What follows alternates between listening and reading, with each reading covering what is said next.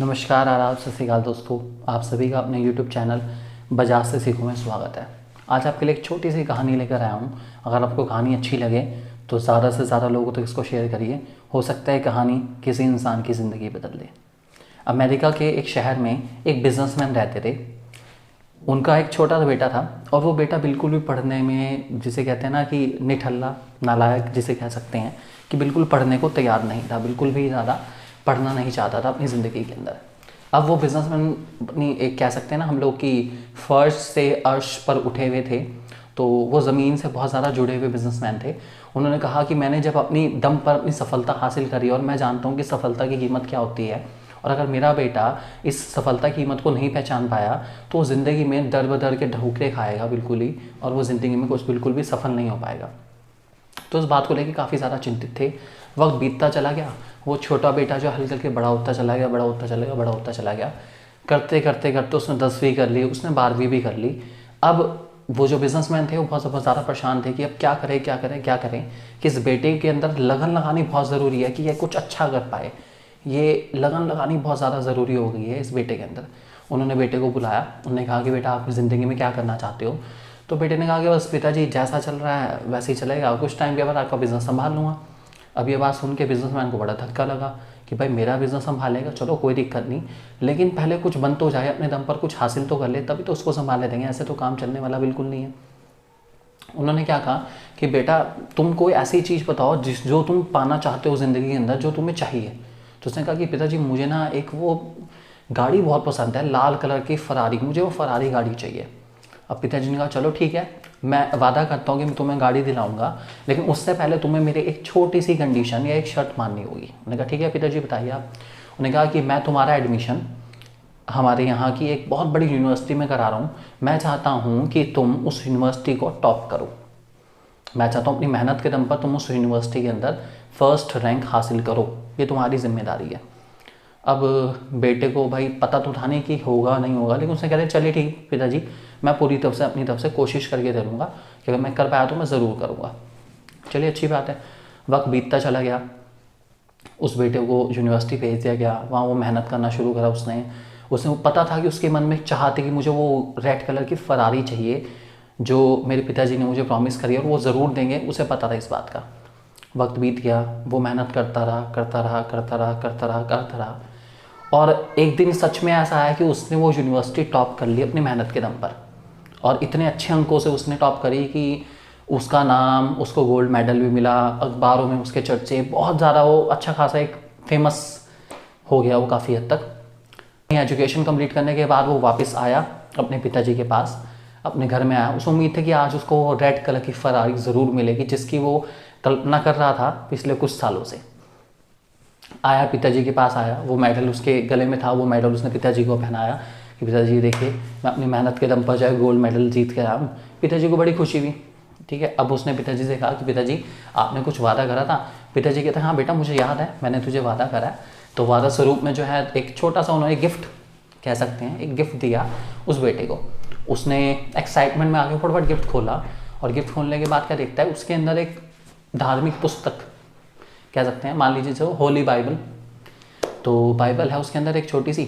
अब वो उसको देख रहा है, वो देखने के बाद काफ़ी ज़्यादा बहुत ज़्यादा गुस्से में कि पिताजी मैंने तो गाड़ी मांगी थी, आप ये मुझे पुस्तक दे रहे हैं। बहुत ज़्यादा गुस्से में आगे उसने कुछ ना कहते हुए उस पुस्तक को वहीं टेबल पर रखा, पास में एक टेबल पड़ी थी वहाँ रख के, और कमरे से बाहर चला गया। कमरे से बाहर क्या, वो घर छोड़ के ही बाहर चला गया कि भाई मैंने इतनी मेहनत करी, अपनी मेहनत के दम पर ये मुकाम हासिल करा, आज मैं यूनिवर्सिटी का टॉपर हूँ, डिस्ट्रिक्ट टॉपर, स्टेट टॉपर, या ऑल ओवर कंट्री टॉपर, जो भी है वो। ठीक है, तो उसे बड़ा गुस्सा आया कि मेरे पिताजी ने मेरे से किया हुआ वादा नहीं निभाया, और वो घर छोड़ के अब हमेशा के लिए चला जाता है। क्योंकि अब उसके अंदर टैलेंट तो आ ही गया था, पोटेंशियल अच्छा खासा बिल्डअप कर चुका था वो, तो वो अपने दम पर बहुत सक्सेसफुल हो जाता है, बड़ी कंपनी में काम करना शुरू कर देता है, और उन दम पे जो भी अच्छी खासी चीज़ें हैं वो हासिल कर सकता है, बहुत आसानी से वो कर भी लेता है। उसकी शादी हो जाती है, बच्चे हो जाते हैं, वक्त ऐसे ही बीतता चला जाता है, बीतता चला जाता है, बीतता चला जाता है, और वो माँ बाप से बिल्कुल ही दूर हो जाता है, बात करने को बिल्कुल तैयार नहीं। उसके मन में एक घृणा आनी शुरू हो जाती है अपने माँ बाप के लिए कि मेरे माँ बाप ने मेरे लिए कुछ नहीं करा, जो वादा उन्होंने मुझसे किया उन्होंने इवन वो वादा भी नहीं निभाया। वो गुस्से में आके बहुत बड़ा आग बबूला होके घर भी छोड़ के आ गया था, और अब वो वापस आने को बिल्कुल तैयार नहीं है। माँ बाप के फ़ोन आते हैं, वो फ़ोन पे बात करने को तैयार नहीं, उठाता नहीं बिल्कुल भी। गुस्सा बहुत बड़ी चीज़ है। वक्त बीतता चला गया, इस बात को कई साल हो गए, 20-25 साल हो गए। 20-25 साल के बाद उसके एक रिश्तेदार का फ़ोन आता है उसके पास कि दुर्भाग्यपूर्ण जो है आपके पिताजी का निधन हो गया और हम सब लोग जो हैं जा रहे हैं और आप भी आ जाइए, क्योंकि सारा का सारा जो संस्कार वगैरह, देह संस्कार या जो क्रिमिनेशन सेरेमनी है वो आपको ही करनी है। वो आ जाता है। अब वो आता है तो देखता है कि भाई उस कमरे में, जिस कमरे में उसके पिताजी से आखिरी बार बात हुई थी, उसमें ताला लगा हुआ है। तो वो जो है नौकर को कहता है, नौकर ताला खोलो। वो ताला खुलवाता है, वो उस कमरे के अंदर घुसता है और देखता है कि सारे जो चीज़ें हैं वो सफ़ेद चादर से ढकी हुई है, ढक के रखी हुई है और मिट्टी उसके ऊपर जम गई है काफ़ी हद तक। जो भी चीज़ें वगैरह थी चादर के ऊपर भी मिट्टी है इस टाइम।